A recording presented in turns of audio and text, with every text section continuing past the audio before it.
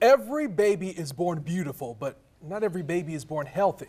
Ethan Hoeffer was born with yellowish eyes. He had jaundice, but his parents would soon learn that there was something much more serious about their little boy. First Coast News anchor Heather Crawford has been looking into the story, and she joins us now with Ethan's journey. Well, Jeannie, this right here is baby Ethan. He looks like a newborn, but he's not. He should weigh twice as much as he does. And right now, he needs a new liver, but his illness is still a mystery. His aunt reached out to me to tell me about him, hoping that someone might see his family's story and be able to help them. Yeah, everybody says you don't want your baby to grow up until your baby doesn't grow up. 4 months old and weighing only 7 pounds, Ethan Hoeffer is smaller than many newborns.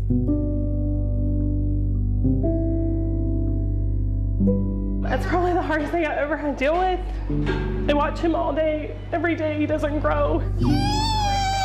The hospital has become his home away from home. He's been here at Wolfson Children's Hospital on and off since his birth.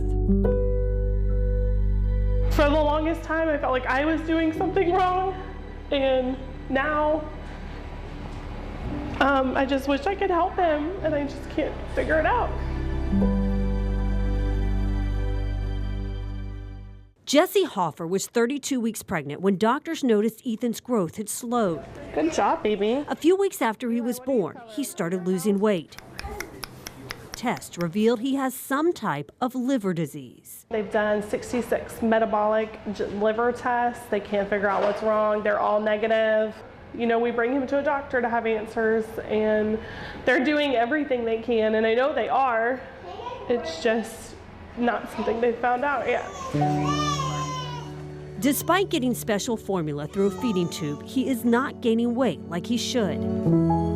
He has severe failure to thrive, as we call it, and this is the result of his body not being able to absorb the calories that he's taking in. Is he vomiting? Ethan's gastroenterologist, Dr. Catherine McGugan, says even though he has had dozens of blood tests, a biopsy, and ultrasounds, He would go home with the PICC line. he may never get an exact diagnosis. It's more common than you might think in the pediatric realm. We may not determine a specific diagnosis. Even without a specific diagnosis, Ethan has now been added to the waiting list for a liver transplant.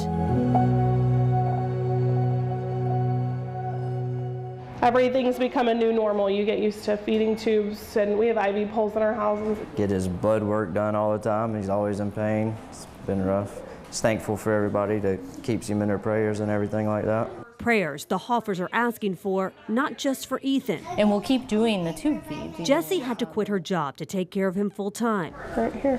The parents of 5 are now living off of one income. And it's not only their baby's health that they're concerned about. So the week I found out I was pregnant with him, we found out that our now 9-year-old has a rare genetic form of muscular dystrophy called facioscapulohumeral muscular dystrophy. 9-year-old Gracie's debilitating disease has no cure.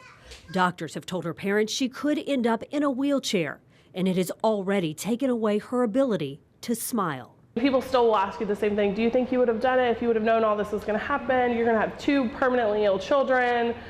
At 24 years old, I mean, we have 2 very sick kids, and would I have done it? Yes, but I mean, it's been a heck of a year, that's for sure. The Hoeffers have come to accept a future more uncertain than most.